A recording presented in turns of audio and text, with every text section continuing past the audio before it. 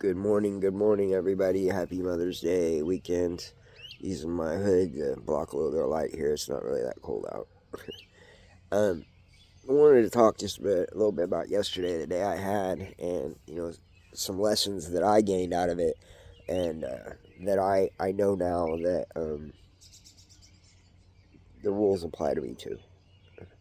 It's been a problem in my life, and with ASPD or antisocial personality disorder, whatever, that's just something that kind of comes with the turf. You tell somebody with these conditions not to do something, or that they're going to do something. I told Ron, I've talked to my mental health counselor, and I said, Ron, I don't know what the hell it is. I said, there's just like this.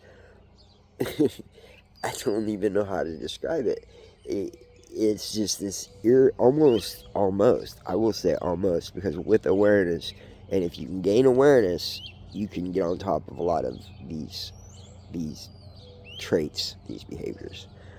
I think that's how a lot of them are formed, in our childhoods, and as our egos develop, and our personality traits, and our defense mechanisms, and you know but I'm better today. I'm not as I was without the drugs, without the alcohol. Definitely things have improved, and I've been able to get my shit together. And I plan on keeping my shit together. And the reason that this message is going to be said is because um, don't mess with your mental health meds. Not at once. Don't. My example, I was taking trazodone as an off-brand remedy for insomnia. Uh, but at the time that these medicines were given to me, I was going to the doctor with the symptoms, and they would write my script just like most people. When they go to the doctor writes a prescription, and you take that prescription, and a lot of times, a lot of people don't even look at the name, or they can't pronounce it, or they don't know what it is, so they just go fill it, and then they read the little warnings on the bottle, and sometimes the pamphlet that comes with it, but most people don't read that, and and that's it. Go take this. The doctor, sometimes they'll have discussions about side effects if you ask them, but generally they won't come out with, okay, well, there's this medication that may offer you relief.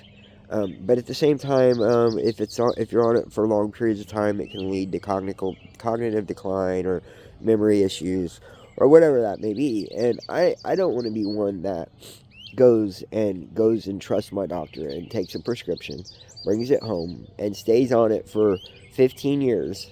And then, for example, if you're on antipsychotics, that's a drug that's used for a lot of different things, mostly for people that feel that they're unmanageable, or there's somebody that's on the out.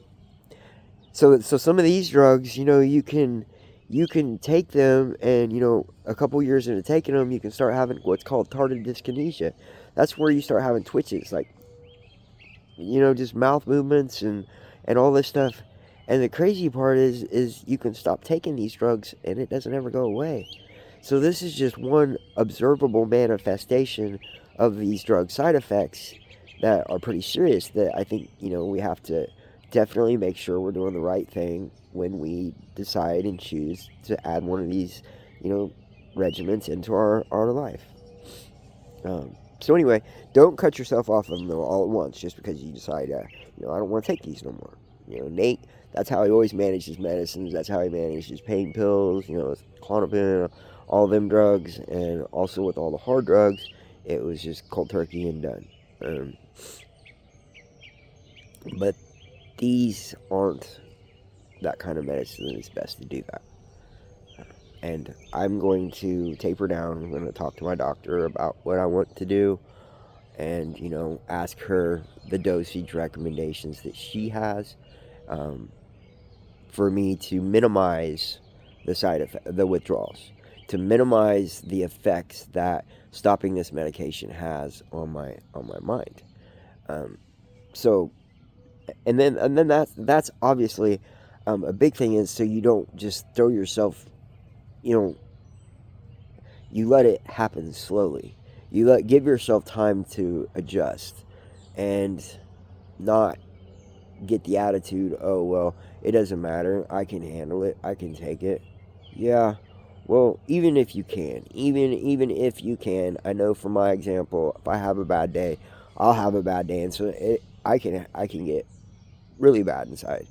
Um, but it's not my definition of my life. I'm not a bad day.